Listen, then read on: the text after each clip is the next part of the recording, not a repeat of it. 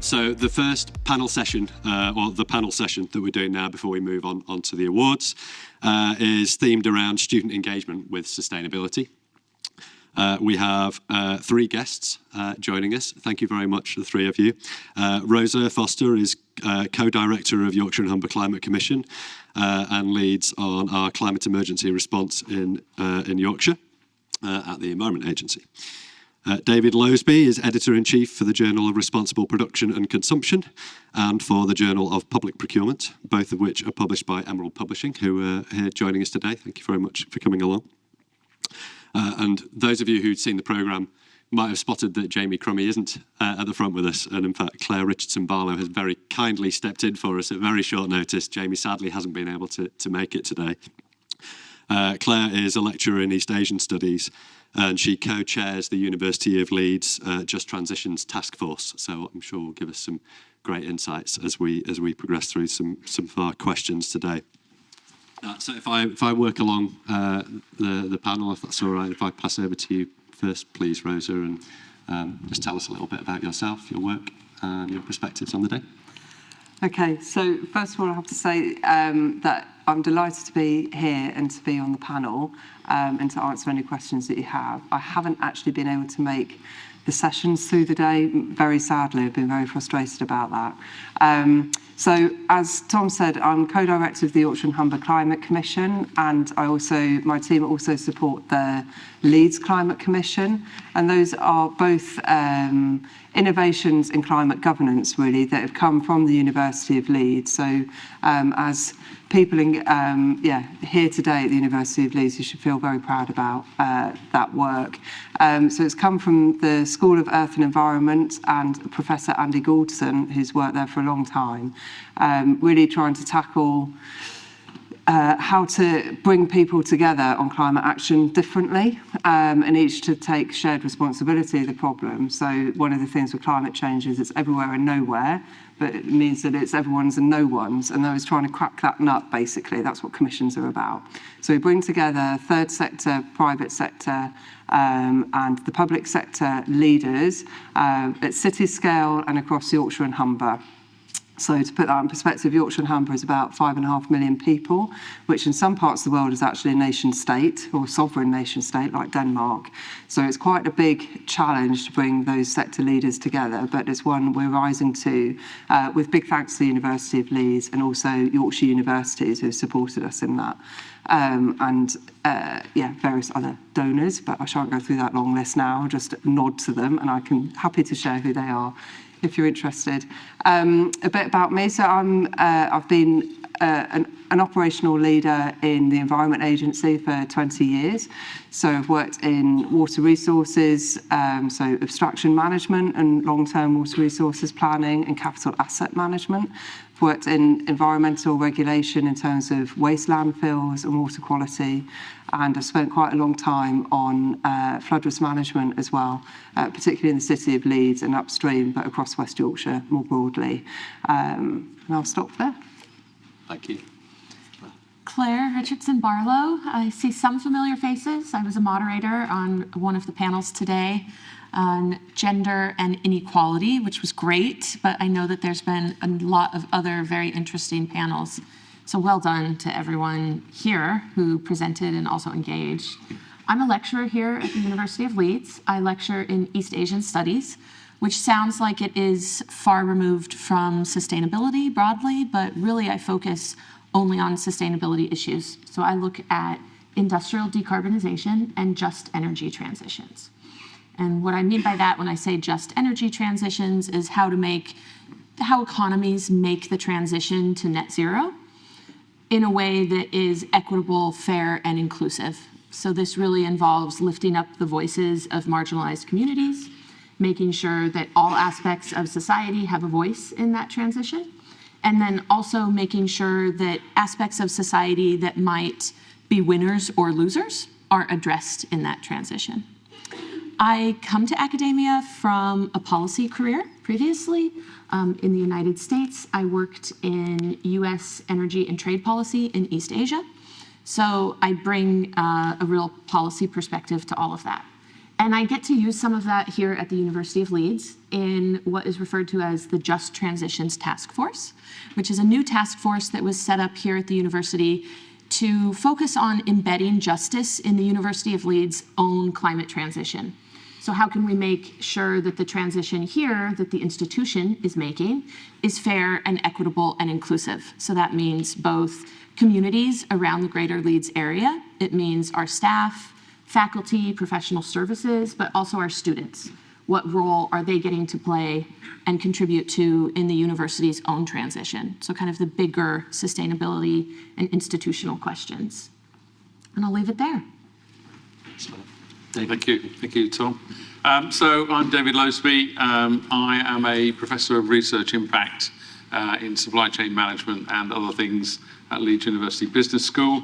You probably could say I've had quite a murky and undistinguished career in lots and lots of different fields. My main sort of focus, having moved more across into academia over the last few years, having completed too many years, as you can tell by the grey hairs, working mainly in procurement and supply chains globally.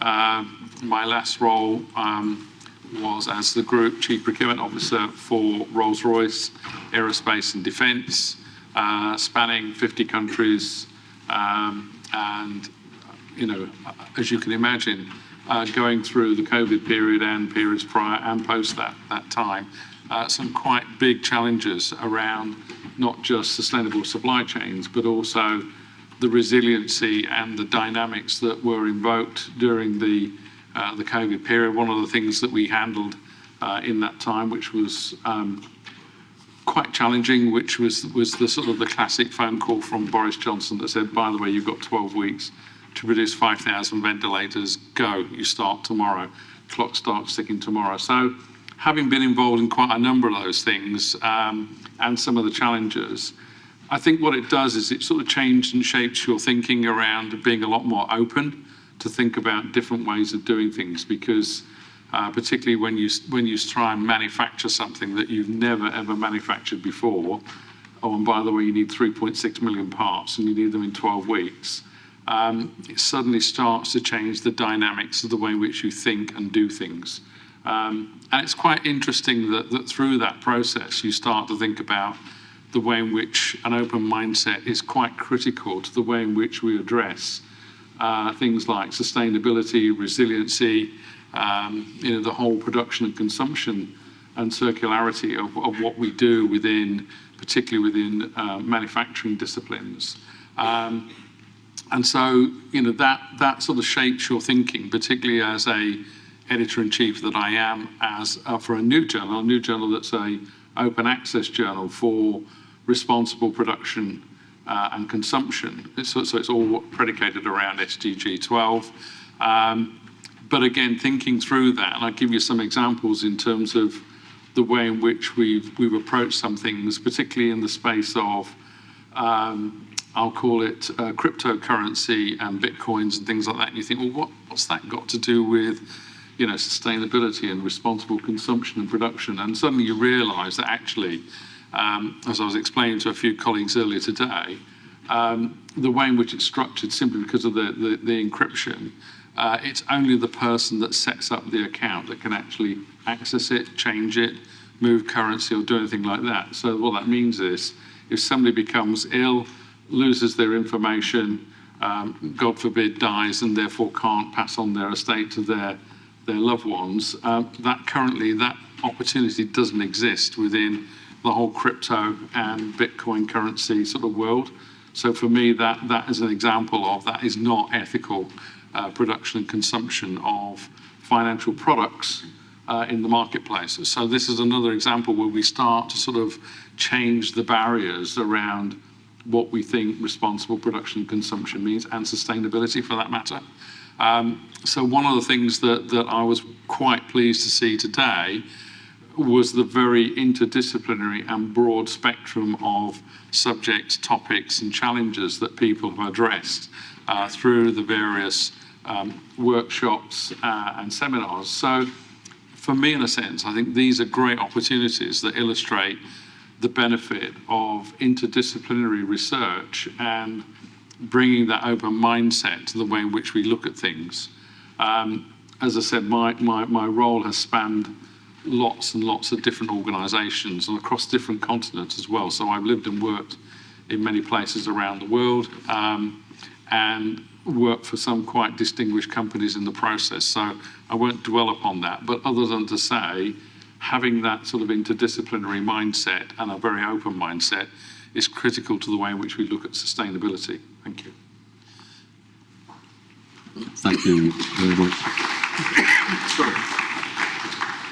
Thank you. So that's great to have your introductions and some insight into your backgrounds. And what I will do is, like I say, I've got a number of questions here that have been pre-submitted, but I'm really keen to open up to the floor. So I'll ask one from my sheet here. I'll open it up to all three of you. I won't pressure all three of you to answer it. If you feel like it's one that you want to skirt, then that's absolutely fine. And then we'll open up to the audience, to their questions. I know plenty left here if everyone's feeling a bit too towards the end of the day to ask any more after that. So the first question for the three of you is around the importance of collaboration at a regional level to address sustainability challenges, and in particular, what's the role of students and that students can play in climate action, broader sustainability at a regional level?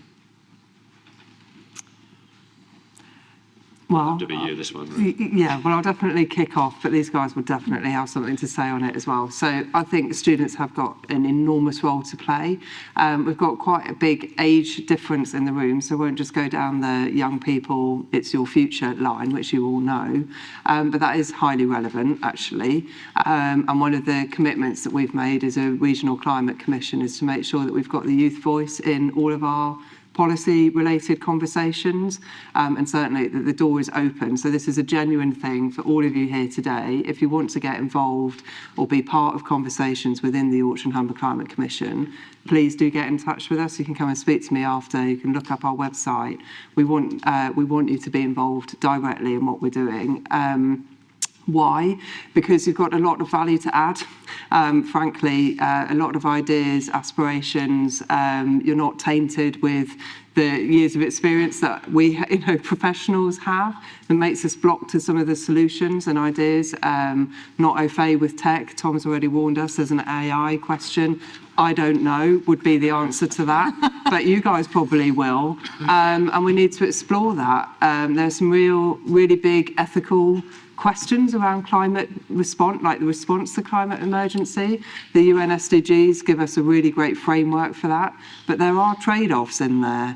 And how do we navigate that? We've got to work that through together and in conversation. And this room is delightfully diverse racially, and we need that in our conversation as well. So, as well as other diversity, be very clear on that, but definitely, thinking about the global south and the implications of that, of our actions, making procurement supply chains actually about people and lived experiences all the way through those steps of the processes, all of those kind of things.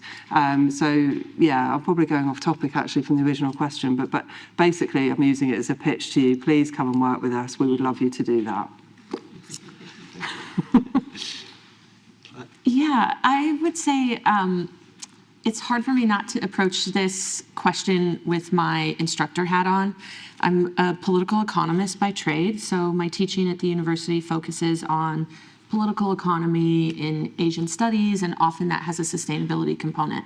And if we are all really serious about net zero, broader decarbonization, living more sustainable lives, all aspects of our economy need to be more sustainable. And that means that every job that you are interested in, whether or not it has sustainability or green in the title, has a job to do for the broader economic decarbonization that we're trying to all engage in and that we want to see societally. So I would say for students, that means that no matter the career you're going into, taking your values regarding sustainability, net zero, and energy and climate transitions into your role is really important. And that sounds a little cheesy and hokey, but I really do mean it. There are so many new avenues in traditional jobs that bring these skills and this kind of greener mindset and they are really important. And so I think even just starting there, whether or not, you know, this conference is your last or your first of many, taking what you're learning in your education and also just your values into your job is a really good start if we're trying to actually decarbonize. 100%. In terms of adding further commentary, I don't think there's a massive amount to add, but the one thing that I would say is collaboration is clearly the operative word for me. One of the things, in fact, quirkily enough, I've actually put an article out on LinkedIn today, just talking about the whole need for embedding sustainability across whole organisations. And what that means is that we've got to shift away from the pure reporting mentality and get to the position whereby everybody in the organisation is actually engaged in the business of sustainability, right the way from strategy, governance, workflows, processes. And in fact, quirkily, some of the statistics were around the fact that only 40% of companies have got sufficient data to be able to draw the right insights to actually make sustainable activities operate and work within their organisations, which is quite appalling when we consider all the data lakes that sit out there and all the information that we've got. So clearly there is a role, I think, for people to come into organisations where they recognise that whilst they might have a functional specialism, the need for what I will call cross-cutting skills like collaboration are hugely important and shouldn't be underestimated. And therefore, what I see within the modern workforce is that there are going to be less functional boundaries. And in fact, organisations will compete as whole organisations and not just functional specialities or areas of excellence. They will compete as a whole organisation. So for me, collaboration is critically important if we're to make real strides and real maximisation of what happens within the sustainability agenda and the drive towards carbon reductions, particularly in Scope 3. Scope 3 counts for around 80% of the emissions in a supply chain. So therefore, what that means is you have to collaborate outside of your organisation. It's an imperative. Thank you. Thank you very much. Great answers there. I hope goes some way to answering the question that was posed by somebody in the room earlier on. On that note, I would love to open up to the floor. If anybody has any questions for our panel, please do. That was a very quick answer. You can go first. Hi, my name is Zishan, and I'm from the University of Huddersfield. I'm a full-time marketing researcher, and my research area is consumer behavior and cognitive processing. Mm-hmm. So it's very important couple of things I just observed. One was ethics, and the other one was sustainability, and in between the political economy as well. So you sometimes necessity can't be ethical. So sustainability with the sort of, if you really believe in it, sustainability is almost necessity now. So when you are developing a narrative as a responsible for an organization, when you're developing a narrative, how do you balance the necessity with the social ethics, so to speak, in order to maintain the sort of political economy? Because sometimes it's very difficult to balance those things. Can I take that one to start? Great question. Go, David. Thanks, Rosa. I know where your office is. No, I think my honest answer to that, and this is from the viewpoint of as a behavioural scientist, because that's where my PhD is. So, if you look at it from the point of view, we have to create what's called a system of fairness, which is to say, we have to have listened to all the different perspectives, all the different propositions, in order to make sure that we've not missed something that actually we should have considered in the first place. Second, to understand the sort of, I'll call it the gravitas or the propensity in terms of the different groups that might be acting in this space. But also then I think in making sure then that when we play back and say, for these reasons, we're going to pursue this course, often what you'll find within a system of fairness, and it's been proved through research, as you probably know, providing we've listened to people, we've considered those arguments, and actually we've then gone back with a proposition that says, having considered all these things, we are unfortunately in a position whereby we're going to have to deal with, I'll call it, competing requirements, competing, strategies, all those kind of things. But for these reasons, we're going to pursue this one.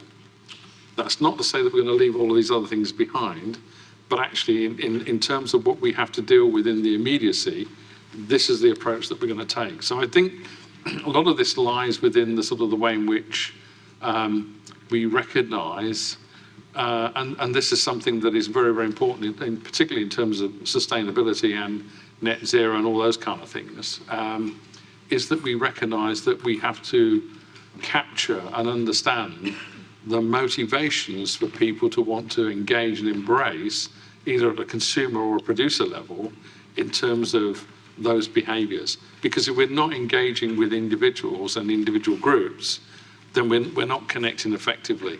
So therefore, we have to shift from this sort of command and control and therefore demonstrate that we've understood what the motivations are and how we can not just change the agenda, but change the approach to connect effectively with different communities. And in the same way, you'll recognise that the different approaches and the way in which we frame language will appeal to different communities in different ways. So therefore, getting that right is hugely important. I don't know whether that's answered your question, but from a marketing point of view, if I look at it from a purist marketing point of view, framing the language and connecting with a fairer way of actually dealing with that response from the marketplace is hugely important. So I was at an event yesterday where I heard a chap called Grant Ennis speak. Have you come across Grant?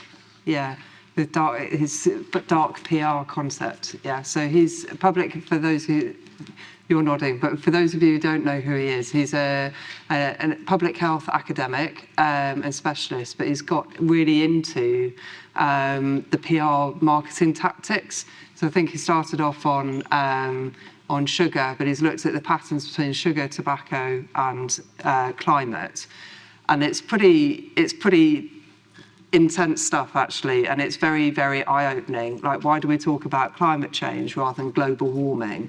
Global warming incites a much stronger reaction from people. Climate change generates acceptance.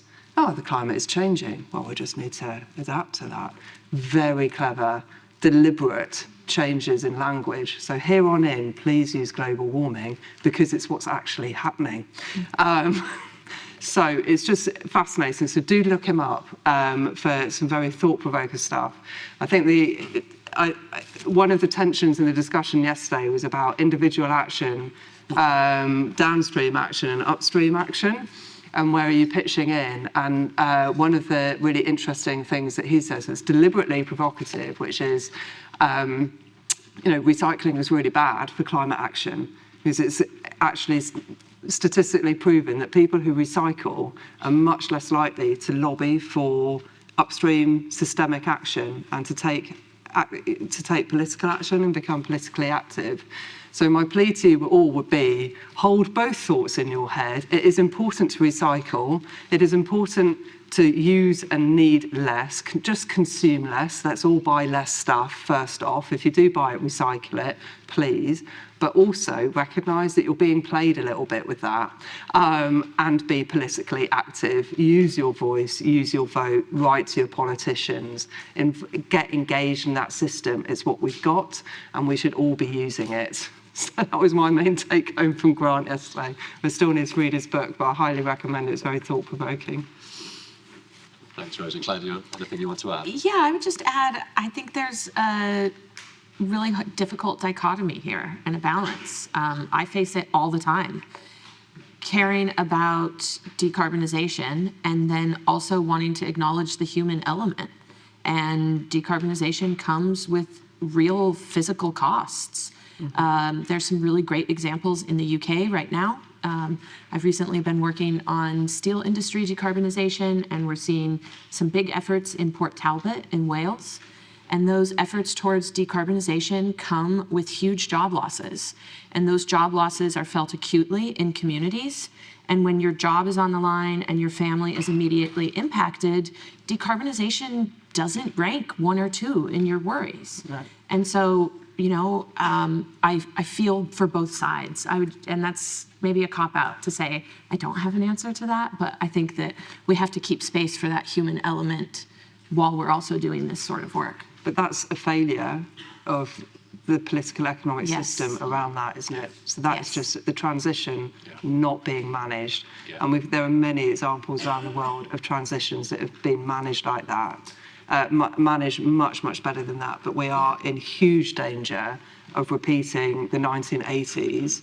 And, people of my generation in Yorkshire were children. They remember their parents going out on the streets, taken to the picket lines. They still live with those scars with their community. So it's a very real issue for the Yorkshire and Humber Climate Commission when we're doing community engagement of being, we talk about wanting to support a fair and just transition, with the Just Transition Task Force to absorb as much of the energy of that as I can, because I think it's words that we say, but it's definitely not playing out in actions. It's similar on the south bank of the Humber, similar transition. It's just happening, and it's not fair or just. And it could be. It just takes emphasis and focus and support. It doesn't actually have to be like that. So some of the trade-offs, I think we're just letting happen because we're not engaged in it. Some of them are real trade-offs. Biomass, Drax Power Station biomass in Canada. Those are trades-offs, definitely. Is that better than coal burning? Yeah, probably is in terms of carbon. Is it good? No. It's not. You're taking ancient woodland from Canada. Is it within the law? Yeah. Is the legal framework good enough? No. It's all that kind of. So you've got to look. Yeah, got to look at the system and make sure that we're plugging the gaps and that we're not letting this. We're not just sleepwalking into something that isn't okay, really, because we haven't thought hard enough about it. Thank you. Great question and great answers. Thank you very much. Anybody else have a question for us? Yes, back there. My question is about recently the central government has pushed back the banning of internal combustion engines cars up to 5 years, from 2030 to 2035. So how that affect the local authorities in terms of their climate action plans and so on? Yeah, it's a great question. So it's, in all honesty, it's just, to some extent, it's been noise, because a lot of companies and local authorities have made their declarations of when they want to achieve net zero, and they're continuing to work towards that. So it's frustrating, and more so from the industry, that I hear from industry leaders. They feel very frustrated about the flip-flopping on the policy, because it really mucks up their investment planning. And their transition planning, and when they're going to draw down capital to make things happen, et cetera, et cetera. So it's a deeply disruptive thing to do, and it's not in my view, the political sort of sop or gift that it sounds like it might be for certain lobbies. It isn't going to play out that way. For local authorities, it's one of many kicks, I'd say. So it hasn't stood out, but they're just in a very difficult position. They're kind of viewed as being responsible, maybe even accountable for everything that goes on in the place that they look after. But that can't possibly be the case. Most local authorities, they're directly responsible between 4 and 6% of emissions within that geography that they, are an authority for. And so that's where, I guess, for Leeds in particular, where the Climate Commission comes in, the collaboration that Thom works in the Leeds Anchor Institution network, Climate Action Leeds. There's many tiers for activating and supporting local authorities. So I think they're trying to do their level best to crack on and hit their own targets. And one of the things that they ask of us as a regional climate commission is to help them find a way to meet their targets irrespective of central government, and to try and stop central government being an actual blocker to net zero happening earlier, or like hitting the carbon reduction pathway earlier. The net bit I'm less of a fan of and is more complex. But to hit the carbon reduction pathways, they just need these barriers to be removed because their momentum and emphasis is there. So hopefully that helps. Went a bit broader than cars, but yeah, okay. David, would either of you like to add anything to that? No, nothing to add on that one, sorry. That's absolutely fine. Thank you. Any further questions?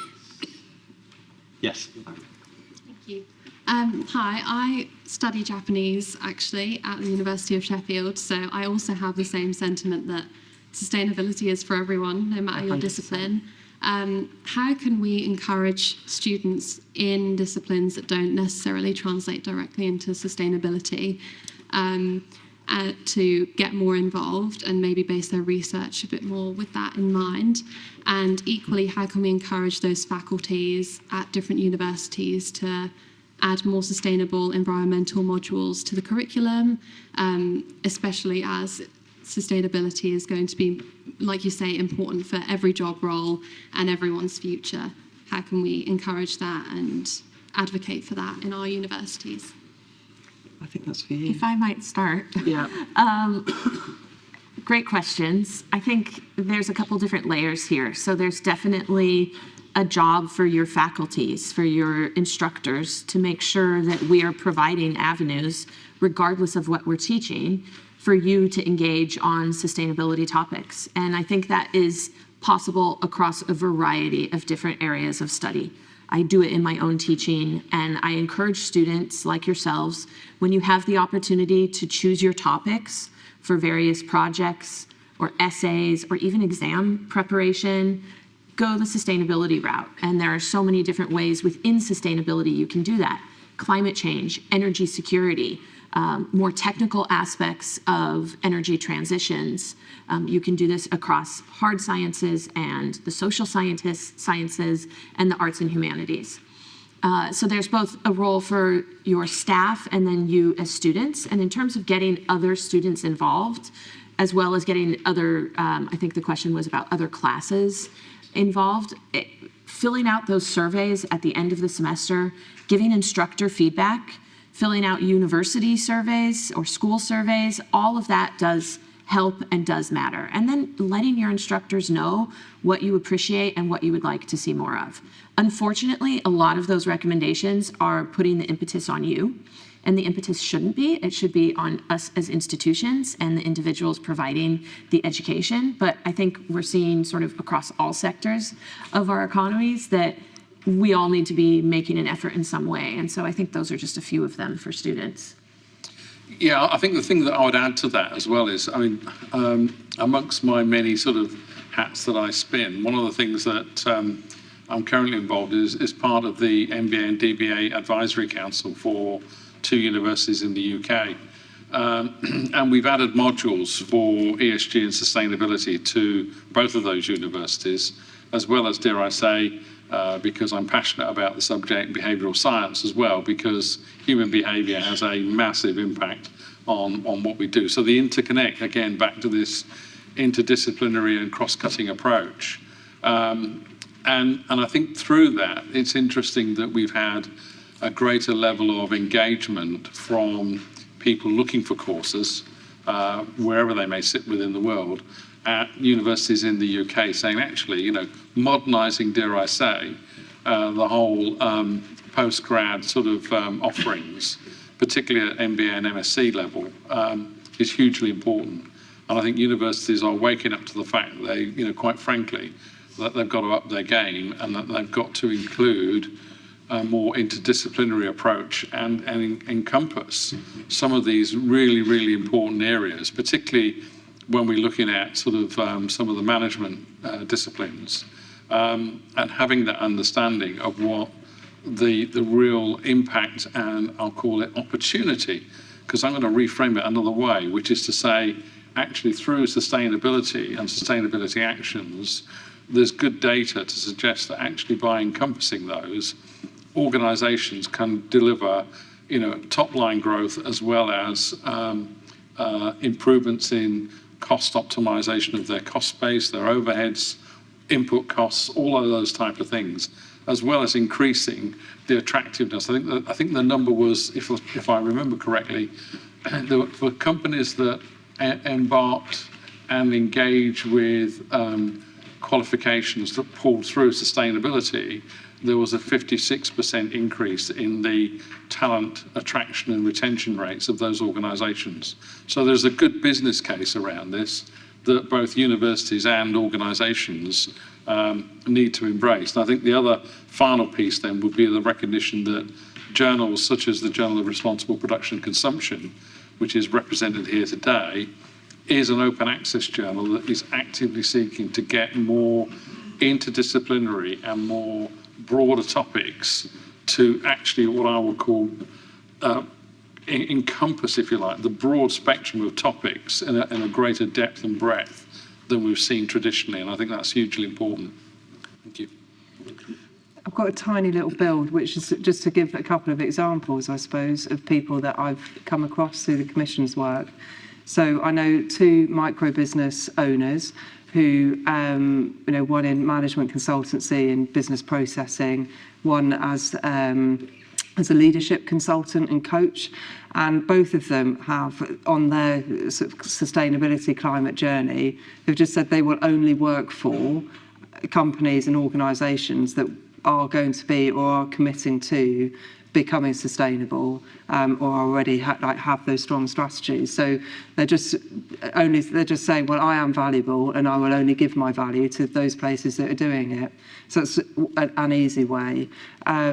One of the other examples is a lady that Thom and I know called Kate Hutchinson, who's starting a Yorkshire Sustainability Festival. It was Yorkshire Sustainability Week last year in July.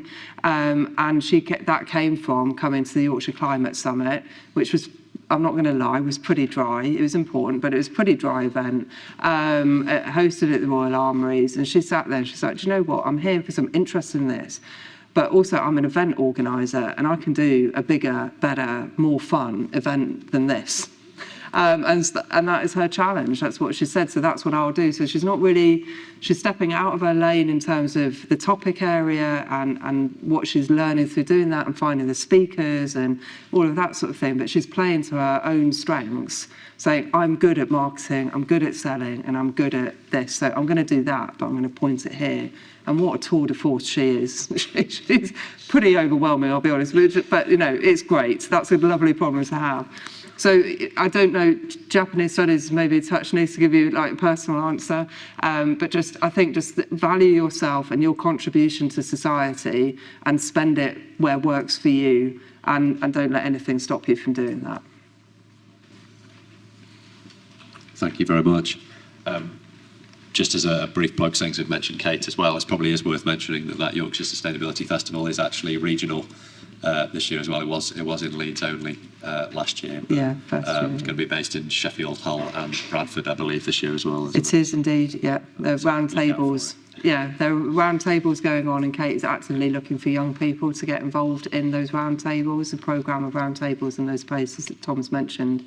So just, if you Google Yorkshire Sustainability Festival, it will definitely come up. She's on it. I think we've probably just about got time for one more question. Yes, over there. Hi, I just have a question. So after, for everyone to answer. So we've heard that, the UK government have pushed back the internal combustion engine ban for vehicles by a couple of years. We've seen, this potential decarbonisation, with High Speed 2 being cancelled, being cut back, and also maybe say in the United States as well, like public transport is deemed it's deemed quite slowly developed compared to the rest of Europe. So my question is, do you think are our policies being too ambitious, or are we not being ambitious enough? Well, I'll kick off with my view on that. I don't think our policies are too ambitious. People say there isn't money. There is money. It's just going on different stuff. So there's a lot of money still going into road building and road widening. That could get redirected. There's a lot of money, this is quite political, but there's a lot of money going into fossil fuel subsidies, 2% of GDP to get to net zero, 1% of GDP.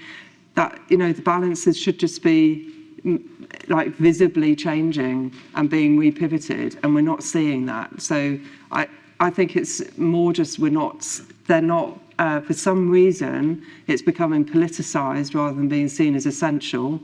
And so it feels like there's choices here where there aren't, and we should just be getting to a place where this is what we need for humanity, and we will make these changes and we will commit to them and not let them flip-flop around so much, you know, and put the money behind them. That would be my view.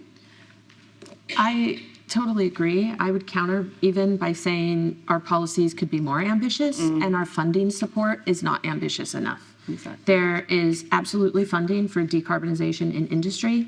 There is funding for support when there are job losses, like in Port Talbot, but funding is not being allocated at a high enough rate. I think that there's also a narrative that decarbonization equals job loss, and that narrative can be changed and should be, and is false. And further policy support, political action, government funding, and industry funding can solve a lot of these problems, including that one, but others that we've touched upon. How long have you got? Because I suspect that this is a real dichotomy for me, which is if I see things, and again, you reference the US. So the US established the Chips and Science Act last year in terms of, you know, reshoring manufacturing of chips and semiconductors and nanochips and that sort of thing into the US, which has multiple benefits in terms of resiliency in the supply chains, you know, carbon reduction because there's less transport then involved in shipping it, all those kind of things. But the reality of the Act and the investment that was made, it made quite a number of interesting recommendations in terms of, if my memory serves you right, I think there was a requirement to upskill 90,000 people as a consequence of the Act. The investment that was being made was about 15% of the total requirement to actually stand up all the facilities and all the infrastructure required to actually manufacture semiconductors and nanochips, etc. So therefore, you know, a huge amount of private investment was actually required. Now, the risk is, of course, that across the US, and I'm going to keep with the US for a second, you've got, I think it's something like 17 states and growing that are putting anti-ESG legislation. So at a federal level, you've got one set of legislation, and at a state level, you've got another set of legislation or counter measures. So we do have a real dichotomy, and it's a multitude of things, hence the reason why it's a complex area. Because you've got policies and legislation that, frankly, are contradictory. You've got legislation in the EU and intra-EU, in other words, within the member states, that is not totally aligned in terms of this area. So we've got lots and lots of things. Even when you strip aside the whole investment piece, you've got policy and legislation in a sense that's not synchronized and probably never will be.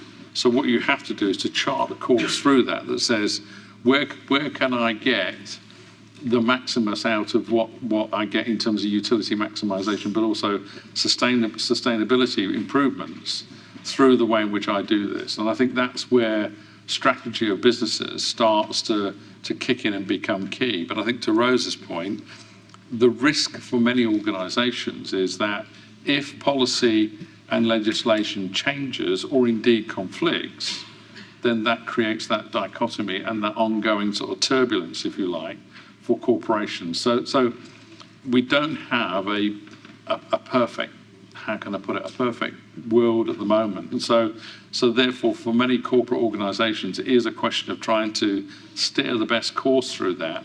And I think some of the more authentic organizations tend to sort of take the approach that says, these are the things that I'm going to focus on, and I'm going to be very transparent about it. And this is my rationale for doing it. Back to this is how I'm setting my stall out. Because I think it's only through that and getting there's voluntary investor groups that are saying this is what we're going to do because actually we're fed up with the legislation because it's not really helping us. So I think there'll be more and more sort of calls to action that will be in that space, rather than relying upon, I'll call it the synchronisation of legislation and different state, if you like, alignments, because I don't think that will come in a short order. Thank you very much, and with that I will draw the panel to a close as we're running over time. We've covered quite a broad array of topics there, haven't we? Thank you very much for your input. Could we all thank the panel?